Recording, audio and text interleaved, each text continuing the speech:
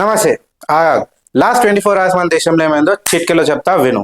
మన రేవంత్ అన్న international tour భాగంగా నిన్న సింగపూర్లో ఎన్వైరన్మెంటల్ మినిస్టర్ గ్రేస్ ఫ్యూని కలిసి 3 కీ ఏరియాస్ పైన అయితే డిస్కస్ చేసినారు. అదేంటంటే first net zero future city, రెండోది మన మూసీ రివర్ బాగు చేయడం, అండ్ మూడోది సస్టైనబుల్ వాటర్ మేనేజ్మెంట్.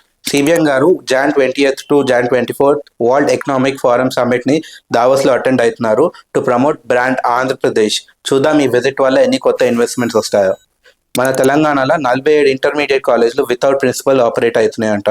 ఇంకో 2 నెలలు అయితే ఫైనల్ ఎగ్జామ్స్ వస్తున్నాయి. గవర్నమెంట్ ఈ ఖాళీ పొజిషన్స్ ని ఎప్పుడు ఫిల్ చేస్తుందో చూడాలి. ఇంకా పీపుల్ టెక్ ఎంటర్ప్రైజెస్ అనే కంపెనీ ఉర్వకల్ మొబిలిటీ వ్యాలీ అనే ఎలక్ట్రిక్ వెహికల్ పార్క్ ని కర్నూలులో సెటప్ చేయడానికి ఆంధ్రప్రదేశ్ గవర్నమెంట్ తో ఒక అగ్రిమెంట్ అయితే సైన్ చేసింది. ఈ ప్రాజెక్ట్ కోసం దాదాపు 1800 కోట్లు వాళ్ళు ఇన్వెస్ట్ చేస్తున్నారు.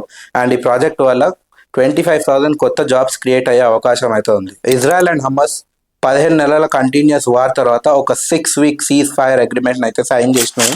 అంటే నెక్స్ట్ 6 వీక్స్ వరకు రెండు దేశాలు ఒకరినొకరు అటాక్ చేసుకోవని అర్థం. ఇలాంటి చిట్కెల వార్తలు చిట్కెలు కావాలంటే చిటుక్న ఫాలో కొట్టండి.